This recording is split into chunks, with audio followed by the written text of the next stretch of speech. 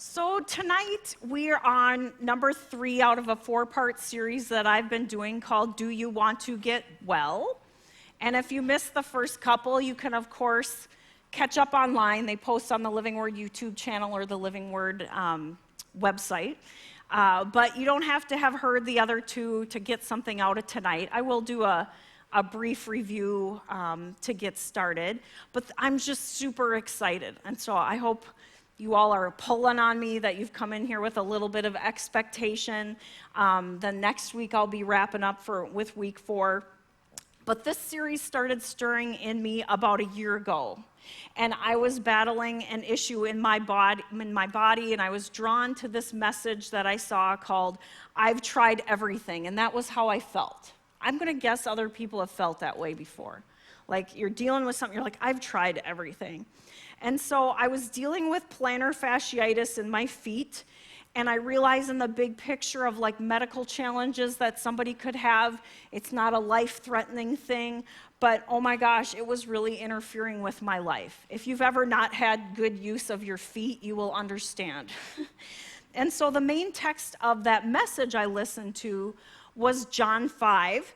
And it was about this lame man that was at the pool of Bethesda. And when he started to read the scripture passage and read the portion where Jesus said to the man, do you want to get well? It was like fireworks went off on the inside of me.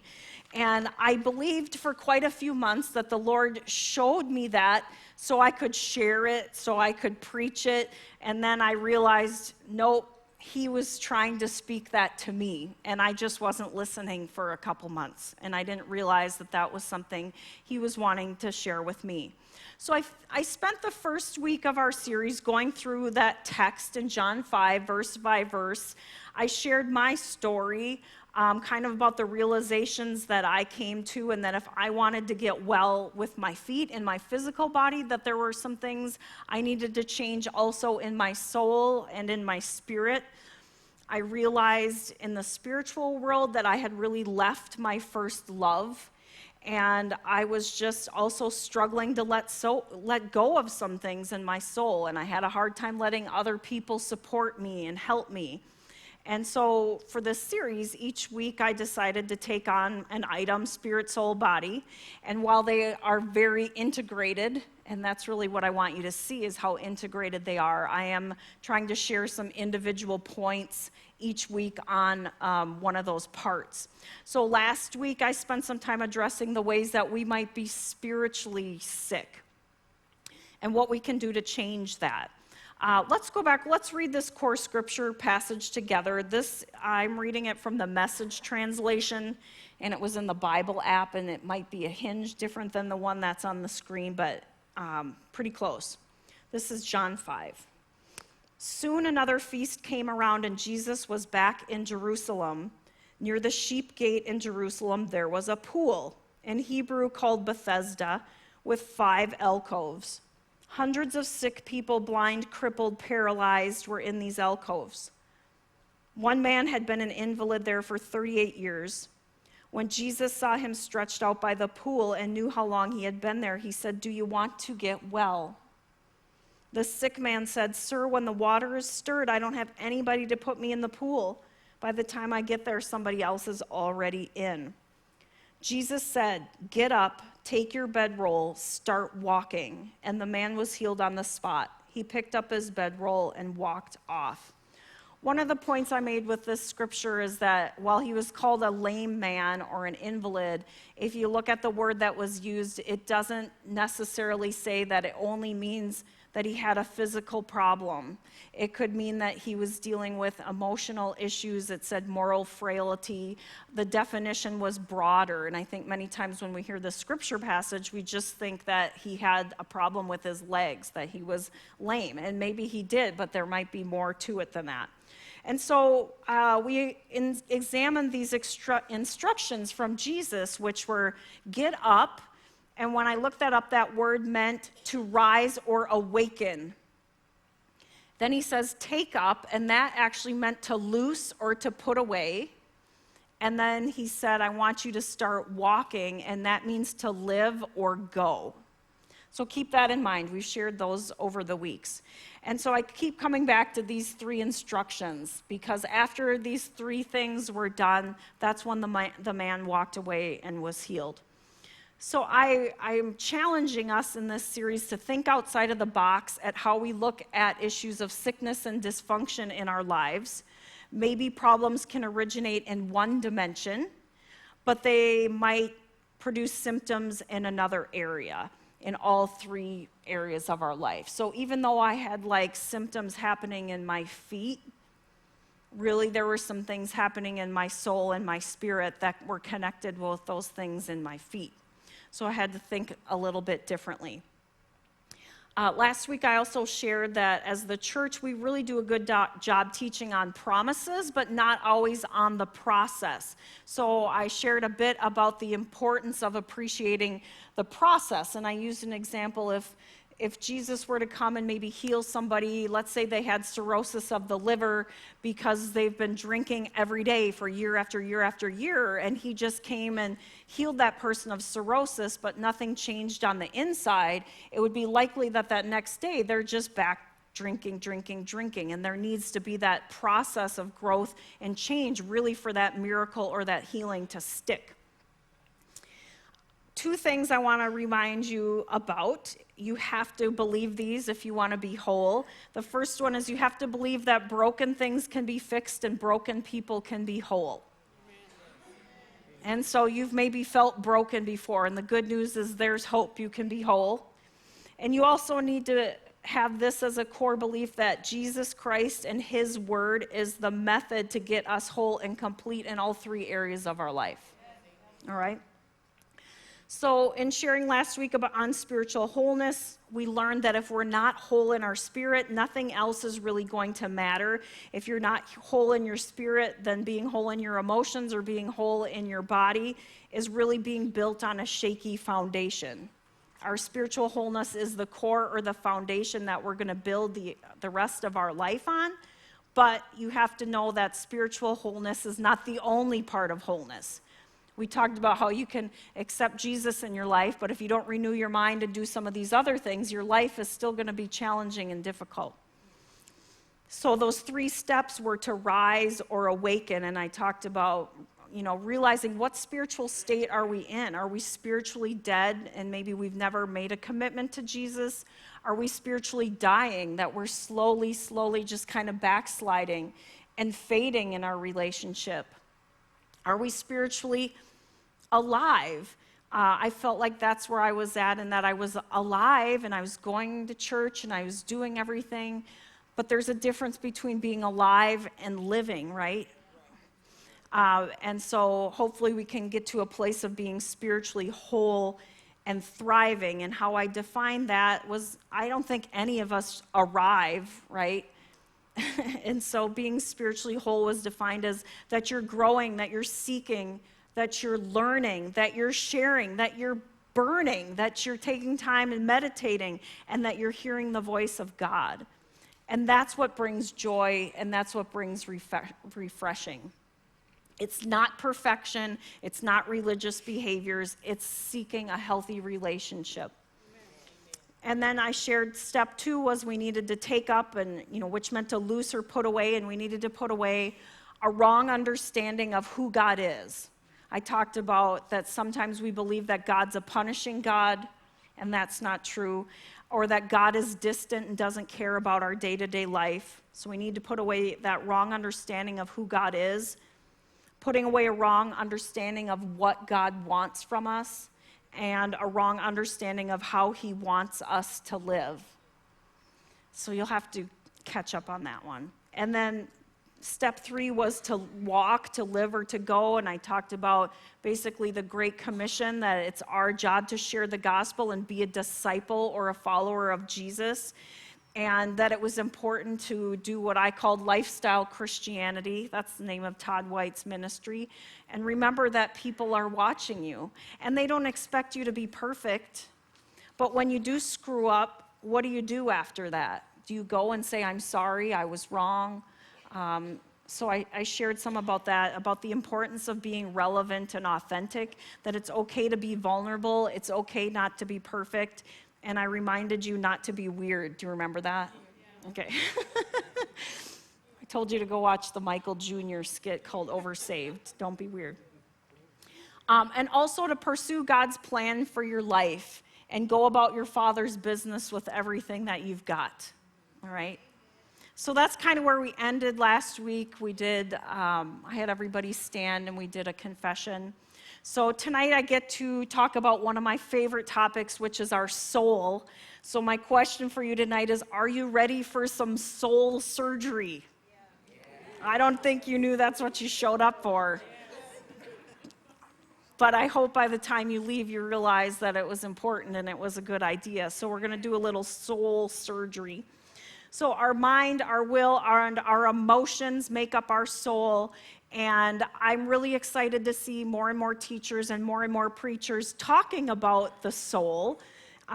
Because our soul is either the thing that partners up really close with our flesh person and acts naughty, or it can partner up with our spirit man of who we were created to be and keep us moving along God's plan. So the soul is kind of the thing that swings us one way or the other because it includes our decisions and our emotions and our thoughts.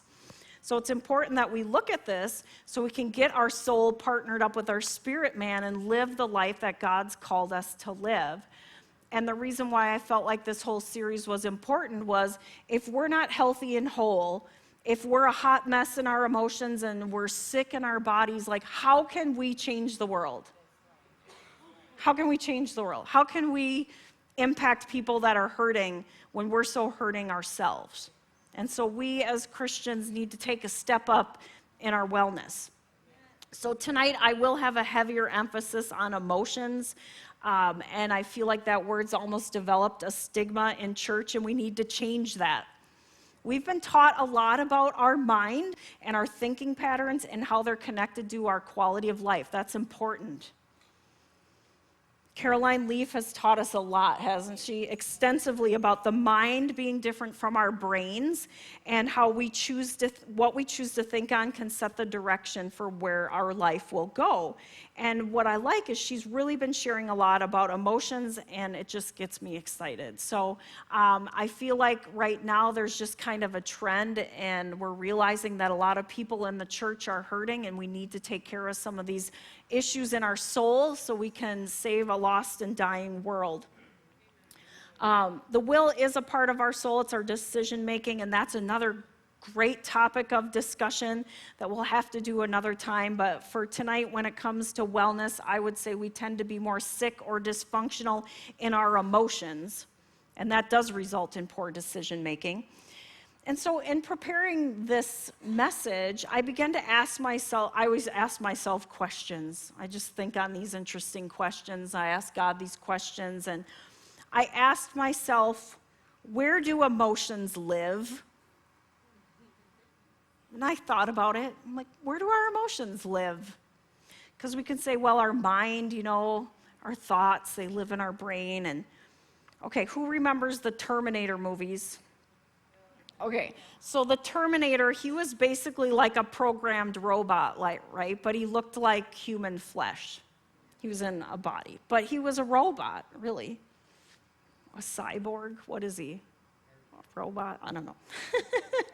But there was a scene, I remembered this scene in the second movie where the young boy, John Connor, was crying. And the Terminator said to him, "What's wrong with your eyes?" Right? That was my best Arnold impression. All right. Or if you watch Kindergarten Cop, it's not a tumor, right? Okay. So as a robot, he didn't have emotions. And so when he sees these tears coming from John Connor's eyes, he's just like, what's wrong with your eyes? Because he's never felt or experienced an emotion. So like if a robot were to walk down the aisle or sit next to you in a restaurant or aliens were to land on this earth and they asked you to tell them about these things called emotions, like where do they come from? Where do they live? What would you say? Can you explain it? I was just like trying to think about that. I'm like, I don't know if I could explain it. It's a hard concept to explain if you haven't experienced it. More and more scientific studies are revealing that they live in our bodies. Our emotions live in our bodies. And so when you're stressed out, don't you feel tension in your body somewhere? Ever gone to get a massage and they're like, you're so tense, in your shoulders? Or if you're like nervous or anxious, have you had like physical symptoms in your body, like the butterflies in your stomach or something like that? I know in my family, I don't know if it's a human thing or if it's just in my family, if you get kind of like irritated about something or even like nervous, like our neck would get all red. And so maybe, there's just some physical symptoms that we probably can all identify with that we're connected with an emotional state, but we just haven't really, thought much about it. And so we need to start making those connections between our emotions and our bodies. So I'm going to get a little scientific here for a moment. It's not always the way I go, but you hear about this thing called our gut being our second brain. Have you heard that? Your gut is your second brain. And I thought this was so interesting. There are more neurons in our gut than in our spinal cord. Okay, no, our gut doesn't control our thinking and our decisions. I don't want you to get confusing. Are you telling me my gut's making my choices? Maybe sometimes, but no. But it's just another thing that kind of supports this whole connection of spirit, soul, body. Our emotions originate in our brain, but they can manifest as physical feelings throughout the body. In just a minute here, I'm going to put some slides up on the screen, but the slides are not able to go over the broadcast. So for those of you that are watching online, I will do my best to explain it verbally before it goes up because I don't want you to not understand this, but they'll be going up on the screen for those that are sitting here. Researchers in 2014 took a study of 700 subjects, and they were trying to find out how our emotions linked in our body. And they used like stories, they told them stories, they showed them videos and pictures to provoke emotional responses. And then they used a computer, there was a computer that recorded physical changes in their body. And so increased responses registered as like warmer colors, so like the yellow, red, orange, like fire looking, and decreased responses showed cooler shades. And so before they put up the slides, I will just tell our online audience here that basically they're pictures of their results of the human body and like where the emotions were felt in the body. And so the first slide shows anger, fear, and disgust, and you will see the whole upper half of the body is like lit up like orange and red. The second slide is depression, sadness, and shame, and those are much cooler colors. And then the last slide is about love, and the entire body's all lit up, and that's what's excited me. So, okay, if you guys will put up the first slide about anger, fear, and disgust. Yes! All right. Living Word Store, 50%, 15% off. Okay, can you see those? Yeah. Look at anger. Look how fired up your upper body is there. Fear, same thing, disgust. So when they were feeling those emotions, those were the parts of their body that were like responding quite well because those are pretty bright colors. All right, anger, fear, disgust. Then if you go to the next one, we have depression, sadness, and shame. Look at depression. It's basically like a numb feeling. And maybe those of you that have experienced depression can say that, like, yeah, I don't have a lot of sensation, I don't have a lot of feeling. Sadness, a lot of that was sadness. And the shame guy looks like Spider-Man, we decided. But look at the head on shame. I mean, like the brain and just like, that's all fired up red. I thought that was really interesting. And then if you go to the last slide, this one is love. Yes. So you could be walking around like that 24/7, feeling love, giving love, just like all excited. So the conclusion from all this, there is a lot more, I just picked those 3 images, but the conclusion from all this is that the body is involved in our cognitive and emotional functions. And so I'm trying to show you that our soulish issues could also be connected with the ailments we have in our body. We experience physical and emotional pain in the same part of our brains. Remember, science always backs up scripture. It does. So in talking about our emotions and our soul, we have to remind ourselves probably of this well-known verse. 3 John 2, this is from the NIV. It says, "Dear friend, I pray that you may enjoy good health and that all may go well with you even as your soul is getting along well." So right there is a verse that connects our health with our soul. They're connected. So as always, I don't want to get out of balance. So I don't want you to think every time you have an ache or a pain or you get a cold that you're like over-examining your feelings, right? We can get in a ditch and we can get into something we call analysis paralysis. You can just drive your own self nuts trying to figure things out.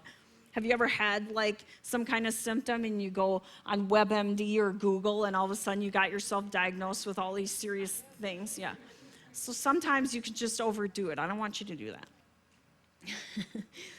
When I shared my full story the first week, I shared how in order for me to have healing in my foot and my body that I needed to look at addressing some things in all 3 areas. And my friend shared this article with me, and I'm just going to reread a couple of the parts as it described the issues that I had to work on in my soul. It said, the title was called Healing Your Feet, Emotional Causes of Plantar Fasciitis. And so the first question on there was, are you the shock absorber for your family and your friends? And that like jumped off the page at me. And if you read about the plantar fascia in your foot, the bottom of your foot, it acts as the shock absorber in your foot. So it says, are you the shock absorber for your family and your friends? The plantar fascial ligament is a fibrous tissue that connects the heel bone to the toes while supporting the arch of the foot, and it serves as the shock absorber for our feet by holding structures together. And so I started to think about that, like, am I holding structures together? Am I doing this shock absorbing thing for family and friends and in my workplace? And I had to say, yep. And I started to ask Heather, I'm like, is this me? What about this? What do you see? And I let her give me some honest feedback. It says, individuals who have plantar fasciitis are prone to absorb the slings and the arrows of the world around them. Now, I think some of that is just normal to being a mom. Some of that is just normal to being a Christian, working in ministry. But it says they tend to feel responsible for holding everything together. They take on the job of keeping family, friends, and others around them stable. All these things were describing me. And then it says, think of the stress from being the support for others, the shock absorber, while not getting adequate support for yourself. And then it went specifically into like the left foot and the right foot. And I'd had it in both feet, and my right foot healed really quickly, just with the basics you're supposed to do. My left foot was like going on and on and on. It like wasn't getting better despite just about everything medically that you could do. It says, for the left foot, it's about being handicapped with vulnerability issues, unwilling to receive support, and refusing to allow others to be caretakers. So that was an issue I knew about myself. I was always there to support people, lift people up, encourage people, but then when others would try to do that for me, I would kind of do this, like, oh, you're too busy, or it's okay, like, I got this. And I was reminded of something that happened when I was a teenager. And I said to myself, I'll never, ever ask anybody for help again. Never, ever, ever, ever, ever, ever. And so that's played out into my adult life as well. So this was one of those things that kind of hit me right between the eyes of like, oh my gosh, this isn't just about rolling your foot on a ice or frozen water bottle. Like there's some other things maybe the Lord was showing me that I needed to change. So the point of my series is to open your eyes to look through the lens of us being a 3-part being. We have emotions, and we were created with emotions, and because we were created with them, That means none of our emotions in themselves are good or bad. We tend to think that way. We put them in categories. But our emotions are like alarms and warning signals at times, and so we do have to acknowledge them. We have to pay attention to what they're trying to tell us and then deal with them in a godly manner. And this is usually where we get off track. Most of us have never really been taught how to properly accept and process our emotions. And many times how you grew up and what was modeled is what you decided to do. So if you saw mom and dad maybe have a fight and then everybody just went into their separate rooms and it was just silence and nobody talked about anything, and then the next morning everybody was at breakfast pretending like everything was okay. Maybe that's what you saw, and so that's what you did. Maybe you saw the other extreme where it was like violent and abusive and you just like let the emotions fly and there was like no self-control at all. And the last time I looked at like wasn't a class you could take in school or college, like Emotions 101, right? How to deal with your feelings. So I have a little analogy for you. I always use these like weight loss and food analogies because those just seem to make sense to me. There's this truth to the whole story, right, about calories in and calories out. If you take in more calories than your body can metabolize, then it gets stored in your body as fat. Agree? Okay, you're still here? Got it. So I think as Christians, we've not been taught how to metabolize our emotions, and so many of us are what I would call emotionally fat. So just as being overweight physically has health consequences, being overweight emotionally will produce the same. So many of you sitting here tonight may have the sense of heaviness every day when you get up. It's likely emotional weight you need to lose. Maybe you've been believing for physical healing in your body for years, just like the man at the pool of Bethesda, 38 years. What was his focus? His focus was to get into the water. That's my only path of healing. I need to get in the water. I need to get in the water.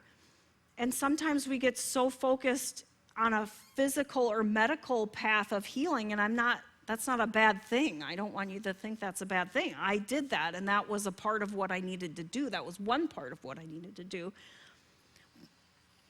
But have you really looked at the mess maybe that your soul has been for years? Out of control stress, rage, anger, resentment, unresolved grief. Those are just a few things that are possibly stored up in you. And so it's time to become well in our soul because the hurting world needs us. And they need us to be emotionally strong so you can minister to them because they're going to suck the life right out of you. You got to have something. So here's where I might step on a few toes, but just hear me out.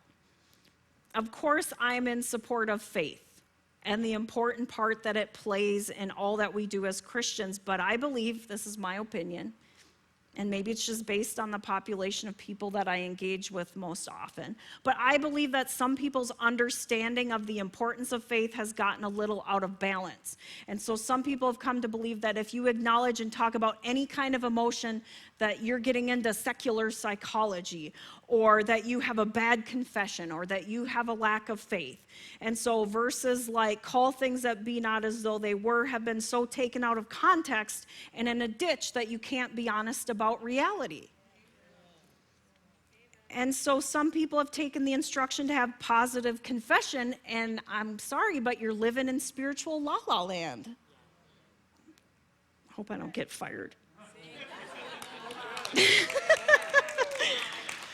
Okay, so we've had people at Living Free that know the word, and they've maybe been around Christianity for years.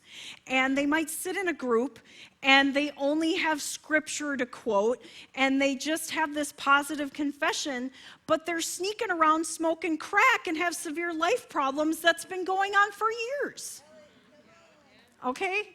So do you think the non-Christian sitting over there They're like going, you're in this group as the same reason for me. I mean, honestly, it more turns a person off than anything. And so positive confession and living in reality can coexist. It doesn't have to be an either or. And I guess we just tend to get in ditches. So I like this statement by Kenneth Copeland. It says, confession is not denying physical facts and temporary circumstances. It's declaring what God, who never changes, has said about the outcome and standing in faith until all temporary conditions line up with his eternal declaration. I'm going to read that again. This is from Kenneth Copeland. Confession is not denying physical facts and temporary circumstances. It's declaring what God, who never changes, has said about the outcome and standing in faith until all temporary conditions line up with his eternal declaration. All right? I have a dry throat. Hang with me. So we were created with emotions. We were created in God's image. Jesus had emotions. We know that he had compassion. We know that he had love. We know that he had anger and more.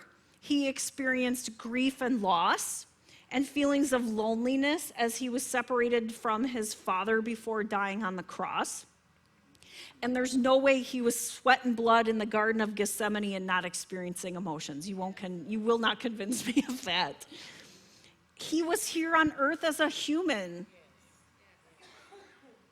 Any of us that knew we would be facing death by crucifixion would probably have some feelings about that, right? But his emotions did not control him. He wasn't tossed to and fro. He didn't make major decisions out of emotion. He didn't do things that he regretted out of emotion. We could all probably say we've done that. He experienced the emotion, he did something about it, and then he moved on. So you might be going, well, what are you telling me to do? I'm not supposed to ignore them, but I'm not supposed to be controlled by them. What now? Okay, I'm going to bring you back to those 3 steps that we found in John 5 and talk about how we can be well in our souls. Ready for the soul surgery? I hope so. Nobody's walked out yet, I don't think. All right, so that first step was get up, and that meant to rise or awaken. And so this right here, people, is about getting honest with yourselves. How emotionally fat are you? Are your daily decisions still driven by grief that has gone unaddressed? Do you frequently have angry outbursts that are hurtful to others because there's hurt places in your heart that you haven't let God heal? Can you not walk out God's plan for your life because you can't forgive yourself for some wrong choices that you've made in the past? I wish there was a scale that we could all stand on and would tell us how emotionally fat we were. How much emotional weight is stuck on you? While there's so many emotions that can impact us negatively, I'm going to cover a few that I think are big ones that Christians are carrying around. It's not an exhaustive list. I'm just going to touch on a couple, and I'm going to trust that the Lord's going to show you what your emotional fat is made up of. Okay, the first one, shame. Shame. Many Christians don't really have the language of this emotion or truly understand it. You know, we hear about Adam and Eve in the garden being naked and not being ashamed, and then after they sinned, they hid their sin and their nakedness out of shame. So when we don't process or metabolize our sin and the emotions that go with it, it resides in us in shame. Remember that picture? Yeah. Shame emphasizes sin's effect on self-identity, and when our self-identity is under attack, things don't go well. Shame sounds like I'm a bad person, I'm unlovable, I'm unworthy, I'm undeserving. We can experience shame because of things that we did. Even so many people are stuck in shame about things they did way before they knew the Lord. And then you feel even worse if you did know the Lord. I don't know. You can just get so hung up on the things, maybe that you did, but we can also experience shame because of things that have been done to us. If you were a victim of abuse or rape or different things like that. So, shame can creep in for whether you did something or somebody else did something. And so we as the church could use some improvement on providing an atmosphere for shame to be released. If we're honest, the church has really communicated a message of shame on you when it should be communicating a message of shame off you. Joel Osteen did a whole message called Shame Off You that I really liked. Do you even remember hearing that when you were a little kid? I think I remember hearing that, shame on you, a couple times. And they're basically just trying to say you acted naughty. Don't let anybody say that. So we as a church want to have an atmosphere of shame off you. Brene Brown, you maybe have heard of her. She's kind of had some popular things out. She shared some really amazing stuff on shame, and she said, in order for shame to grow exponentially, it needs 3 things: secrecy, silence, and judgment. And many Christians have mastered all 3. It's like they got a shame degree behind their name or something. So many of us have been taught, and not necessarily from the pulpit, but sometimes just unspoken rules of Christianity. We've been taught to keep our bad choices a secret, such as unplanned pregnancy or mental illness. We've been taught to not discuss past abuse that's keeping us stuck. We keep silent about the times that we question God or our faith, or don't understand why we hate the people that we love sometimes. And so we live in Christian circles where people gossip and make hurtful comments about others in a judgmental way. And as a result, we have many, many, many people stuck in something called shame, and they likely don't even know it. It's destroying us from the inside out. I'm not telling you to go tell personal things to everybody around you. Okay? In a few minutes, I'll share a bit more about what to do with these emotions. But then what we like to do, because we feel ashamed, is we're going to cover that up. And we're going to cover it up with things like being super successful. So I'm going to be a workaholic, and I'm going to have the perfect looking house, and I'm going to dress in an amazing way, or I'm just going to have all these really cool, amazing things, and people are going to think I have my life is so together. But deep down, it's just a whole bunch of shame with a bunch of stuff over it. So we live a fake, inauthentic life. We're unhappy, but we make sure to put on a good Christian face when we walk into church. That's exhausting. Isn't it exhausting? And so you may be sitting here, and for the first time, there is a word for what you've experienced or been experiencing. Maybe next time, if they let me come back, I'll talk more about this. There's so much on this topic that I'd like to share, but we'd be here all night long. Brene Brown went on to say the antidote is empathy. By talking about shame with someone who expresses empathy, the painful feelings cannot survive. Empathy is the ability to imagine yourself in the situation of another person, experience the emotions of that person. And to me, that sounds a whole lot by our charge from Jesus to love others.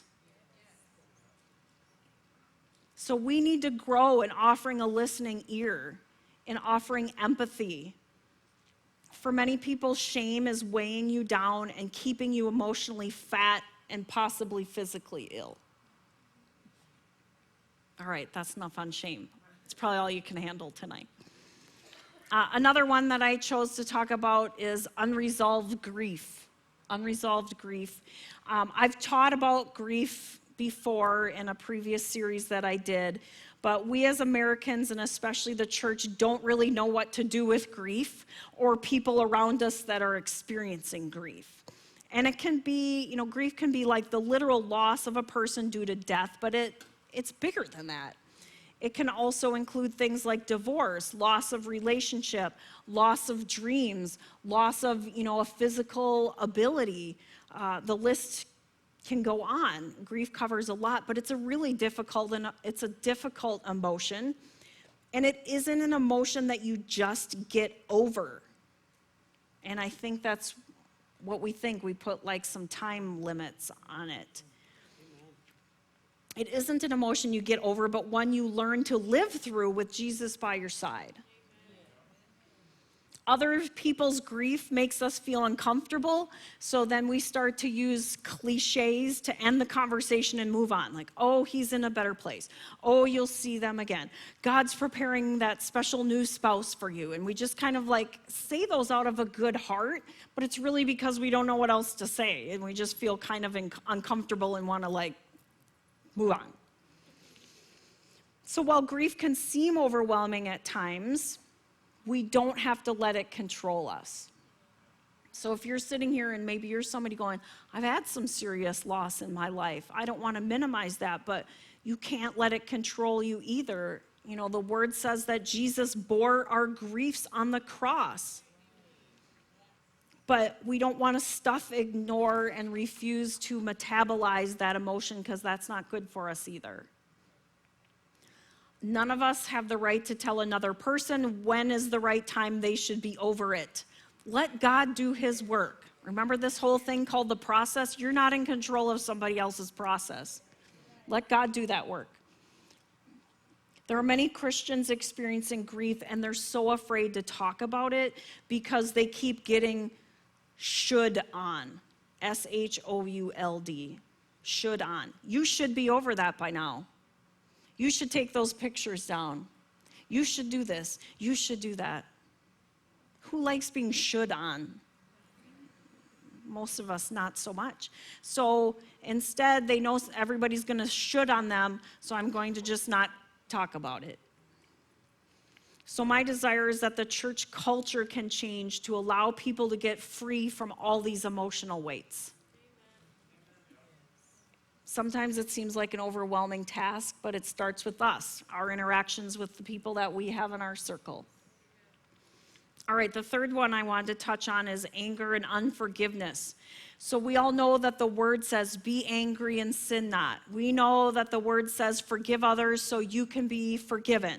I'm not going to go through the biblical portion of this because I think probably most of you have heard it before. But I think these are emotions that we get real good at covering up and hiding, because anger really is just a bodyguard to hurt or fear. It's always a secondary emotion. Think about that for a minute. It's always a secondary emotion. Anger is more socially acceptable than admitting to hurt or fear. It's hard sometimes to say that hurt me. It's easier to say I'm angry with you. It's almost even better in Christian circles to say I'm angry than I'm afraid. God's not given us a spirit of fear, right? So who wants to admit that they have fear? What about unforgiveness? Nobody enters the room and says, my name is Treena, and I'm in unforgiveness towards myself and 4 other people. Is that how you introduce yourself? Pastor Jim shared, a couple months back about, unforgiveness. It was good stuff. Forgiving is hard. Forgiving others is hard. Forgiving yourself sometimes is even harder. And there's a lot of reasons not to forgive, but if you've heard me long enough, you know that reasons is really just a code word for excuses. Yeah. There's a lot of reasons not to forgive, but these are really dangerous emotions to house in your body. Once again, you're kind of eaten alive from the inside out. And I don't want to minimize hurt that you've experienced or ways that you've been wronged, but by you hanging on to the emotions, you're paying the price. Spirit, soul, and body. You're paying the price. Symptoms you have now in your body may be a result of very old hurts and resentments that your body just can no longer contain. I know that fear is another big emotion that's affecting a lot of people today. You know, you hear about anxiety rates. They're so high. I don't have time to go into all of that topic either. But I do feel like there's a lot of good word that's taught all over the place about fear. So that's why I chose not to talk about that one tonight and touch on those three: shame, unresolved grief, anger, and resentment. But I just brought a few, and I'm just believing that the Holy Spirit is showing you what emotional weight you are carrying around. I pray that He will awaken you to where you are. Maybe it is shame, maybe it's grief, maybe it's resentment, maybe it's fear, maybe it's regret, maybe it's jealousy. We can't change what we don't accept or acknowledge. So we do have to get honest with ourselves. We have to awaken to our current state if we really want to be well. And I think sometimes we're just too afraid to do this because it's not easy. It's not fun to admit that you're filled with shame. It's not fun to have to address issues of resentment because you got to forgive, and that's a hard thing to do sometimes. All right, so that was the first one. We had to awaken to our current state. Step 2 was to take up, and that means to loose or put away. So I'd like to return to this term of metabolizing our emotions. I like that. So how do we do this? How do we put away or loose? How do we lose this weight, this emotional weight? We were created with emotions. We need to feel these emotions, and then we need to metabolize them so they don't stay stuck in our body and stuck in our souls.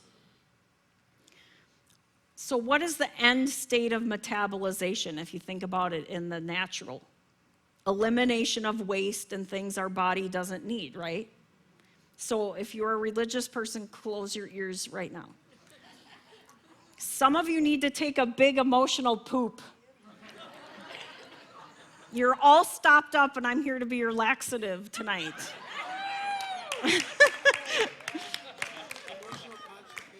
Yes, emotional constipation. I know those aren't regular words in church, but I thought it was something you would all identify with. Some of you probably have been constipated before. All right. Caroline Leaf said the following: when we acknowledge and embrace emotions, it will be painful and uncomfortable, but only temporarily. And this is why we usually avoid and store them, because none of us like to really feel uncomfortable. So she's saying it will be painful and uncomfortable, but only temporarily.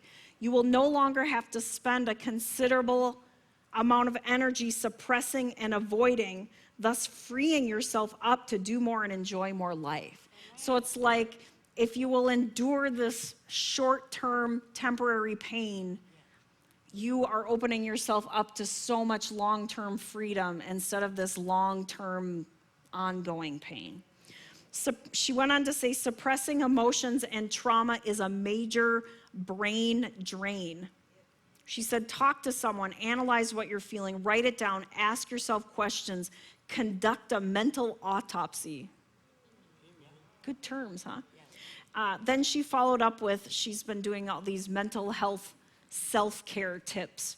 She said, it takes so much mental energy to keep suppressing emotions and feelings, which can cause mental fatigue, burnout, and eventually a breakdown. Embrace your pain, listen to it, learn from it. Pain is one of the best teachers. That's true, isn't it? Yeah. So, how do we metabolize our emotions? Here's a few ideas that I have for you. The first one is cry out to God. Jesus prayed and cried out in the Garden of Gethsemane. David was all full of emotions, and he pours out his heart in many places in Psalms, doesn't he? Some of us still come to God with our church mask on. But he already knows. Why are you pretending? You can go to him. You can let it all hang out, whether it be anger or sorrow or shame. Talk to him about it. Tell him your complaints. There's times where I'm just like, I just don't get this, and why is this, and what about that? Let God disciple you when it comes to dealing with your emotions. Think about Peter, okay? He was like emotional enough to cut off somebody's ear just like in an instant, right? He was emotional enough to take that step right out onto the water. But then later on, we see that Peter's basically one of the rock stars of the New Testament. And I believe he kind of let Jesus disciple him along the way in his emotional growth. Okay, I do feel sometimes it's appropriate to share with people we trust, but sometimes it's more appropriate to cry out to God and let him directly minister to us because he knows what you need. Both are important. You just got to be really careful about the people that you're talking to. Okay, cry out to God, number 1. That's a great way to just work it on out. Number 2, exercise. Okay, some of you just shut down because you heard the E word. Exercise. A good 20 to 30 minutes of a cardio workout will help a lot because you usually can't maintain a bad or challenging mood through 20 minutes of cardio. You might start out that way, but you won't end that way. You get a natural lift. It does things in your brain. So it's really logical. I mean, we hear 10 gazillion other reasons why we should exercise, but this is a great one. It gets your heart pumping, it gets your blood moving, and it gets other things moving, including your emotions. I love kickboxing, and so if I've ever had a rough day, there's nothing like going and just punching the snot out of something. Kicking it all out, you walk away from there just it all leaves. It all leaves. Research also shows that exercise is one of the most helpful tools for depression. Physical movement works hand in hand with emotional movement. So I do want to just recognize and realize that people may be in this room at all different abilities and disabilities. If you're in a wheelchair, guess what? Maybe you can just move your arms. If you can do that, do that. If you can only move a finger, move that. If you can only blink your eyes, blink your eyes. And so I don't want you to disqualify yourself and say, well, I can't walk, or I have bad knees, or I have this. Sit in a chair, do something. You can do something. Use physical movement as a way to metabolize emotions. Have any of you just had a rough day and you're like, I'm just going for a walk? It works. It works. It seems like it's innate to us. It's natural to want to do that. God built that in us, but for some reason we have this exercise issue that gets in the way. Okay, so first one was cry out to God. Second one was exercise. Third is journaling. The more thoughts you get out of your head onto paper, the more release you will feel. And an additional plus when you journal is you sometimes see and hear how distorted your thoughts are. Have you ever read a journal and you're like, oh, that was really wacky. That's really kind of off. So you'll see that the things going through your mind might be real serious exaggerations of reality. And so once you see it on paper, you're more likely to confront it or maybe question it about how you're thinking, how you're feeling. I will admit, I do not do very good at journaling. I would rather just punch a bag or lift some weights, but I am getting better. Journaling by writing instead of typing tends to allow for more emotional flow because you're not stopping and going backspace and correcting typos and that type of thing. And it's accessible wherever you are. You can journal on a napkin, on the back of an envelope, or whatever it might be. But if you're no, I won't do that, I'd rather you type something than not do something at all. But if you had to pick, I would say do it by hand. And if you're a girl, there's a whole lot of cute journals out there. You can find a cute one with a fun saying on it. Okay, next one, meditation. Meditation. This focus calms our brain. It makes us aware of the present moment versus whatever you were upset about that just happened. I wonder how much we don't live in the present. We're all thinking about the past and the future, and we don't think much about the present. So I grew up in like a Christian background, and meditation was always associated with New Age or like Asian religions. And so you'd hear that word, oh, you better not do that. I don't know, maybe that was just me. But that's not the case. You choose what you meditate on. It's just a time to be quiet. It's a time to focus. And meditate is a Bible word. It's in the Bible. There are so many different options for how you can do this, but the biggest obstacle is it requires us to be still and know that He is God. It's hard to be still. It's really hard to be still. If you were to evaluate your day, when were you still? Well, think about it. I don't just mean still in your body, because we could go, I'm still, but your brain's going 100 miles an hour. So I don't just mean still in your body, I mean still in your mind. Many of us don't even take lunch breaks anymore. We work at our desks, we just eat while we're working, we just do, and we never just be. There's you can get free apps on your phone for Christian meditation. There's good content on YouTube. You can just put nice worship music on.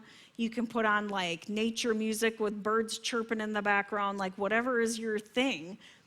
Go sit under a tree, go lay in the grass, go look in the sky. Nature can really bring you to a nice place. So meditation is something that you have to be diligent about doing, and it's a great way to just be calm and metabolize those emotions. So there may be other things that the Holy Spirit shows you that works for you, but the important thing is to do something. So I gave you 4 different things that I know of. Maybe one of those will work for you. Maybe there's something else that works for you. So that was step 2 about how do we loose or metabolize maybe these emotions that are stuck in our body. How can we lose some of that weight? The third step that was in John 5 was to start walking, which means to live or to go. So, I'm what does that mean? So I started to think about it, and I felt like it meant to live life in a way that is no longer controlled by the emotions that have been holding you back. Live your life in a way that you're not being held back by these stuck emotions. It's living in the freedom that Christ desires for you. Freedom comes when you lose the emotional weight. I was thinking about just a little recent story that I just felt so free. I know Kristen shared this weekend how she gets out on her rollerblades and she just goes like a crazy woman. She feels so free. But I was on a walk the other morning. I was coming into the office a little bit later, and sometimes when I work out or walk, I just still get really focused on accomplishing the goal. I'm going to walk for this many minutes, and I want to walk at this rate, or I have it in my mind what I want to accomplish. And so I was on this walk, and I happened to walk through a park, and it's a park that's not far from our house, and it has a swing set.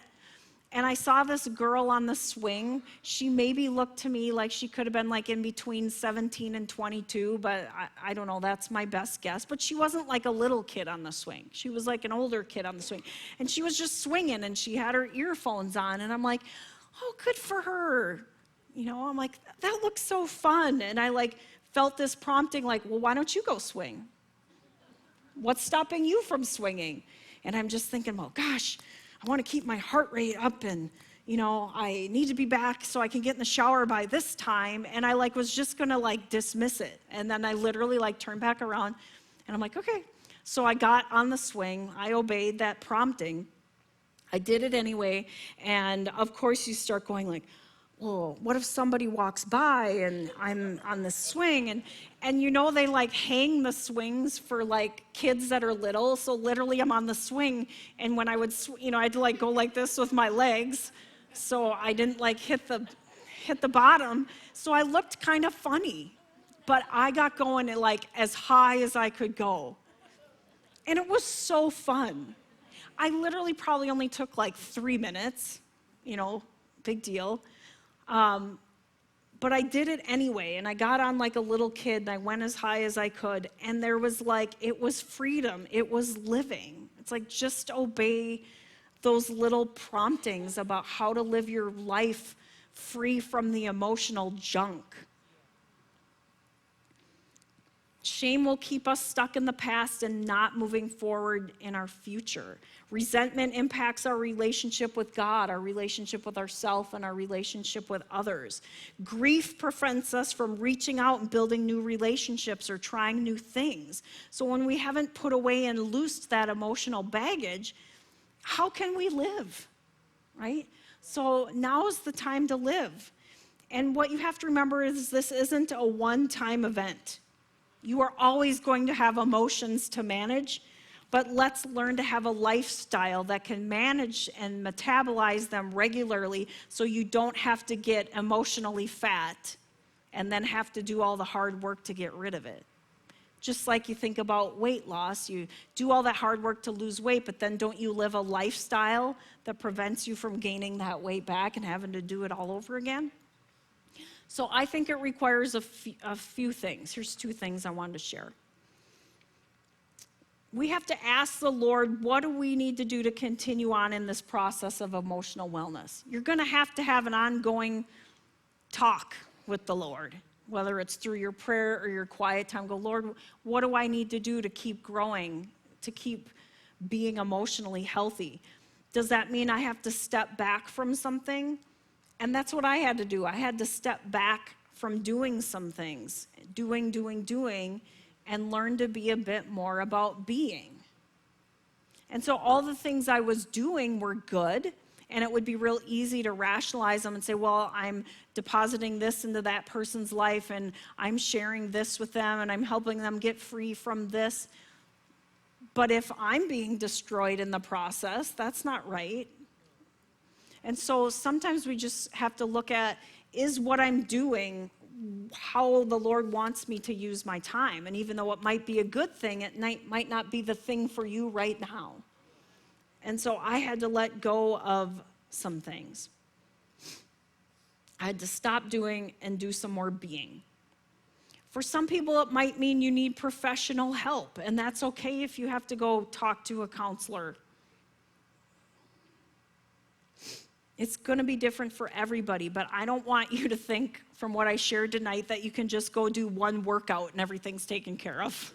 That would be sweet, but it's not the deal. Don't fool yourself. So you have to talk to God about this. If you want to live a life of being emotionally whole, you're going to have to talk with Him all the time.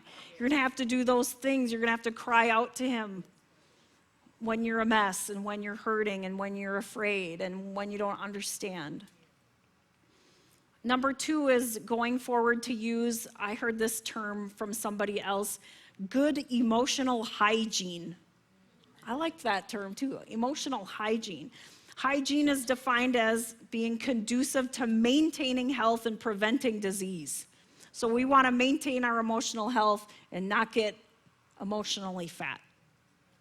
So think about like your physical hygiene. How much time do you spend getting yourself ready every day on physical hygiene?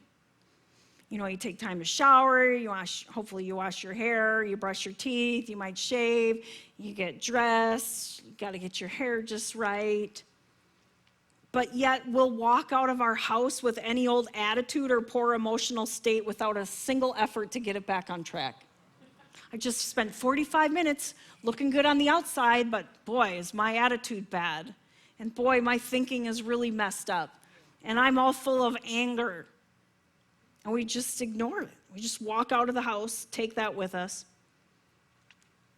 So our thoughts fuel our emotions.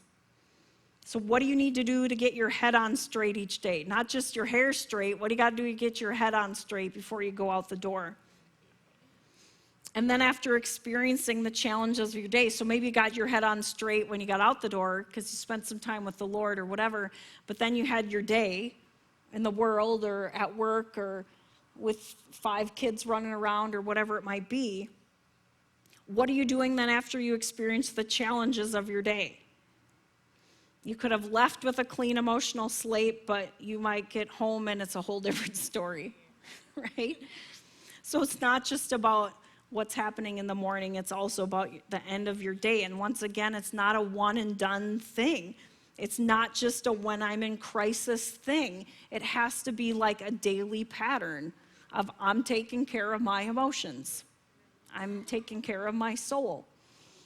So implementing that emotional hygiene is preventative medicine for sickness in our souls and our bodies.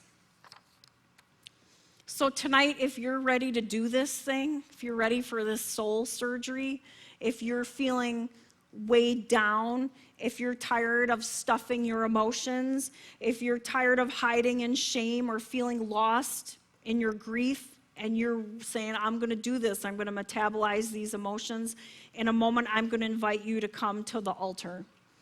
And this is going to represent you making a decision to take care of your soul so you can be well and whole in your life. Maybe you drop a whole bunch of them at the altar tonight. Maybe others require some more work as you continue to cry out to God and let Him work that process in your heart. I will pray for you. It's going to be quick. I'll lay my hands on you. It's going to be quick. I might only say a word or two. Your coming to the altar is more you making a commitment to God that you're going to do this thing. My prayer is that you would have the courage to awaken to the condition of your soul, that you would listen to what the Lord has to show you, that you'd have the courage to let go of the things that are weighing you down, and the courage to live as God called you to live.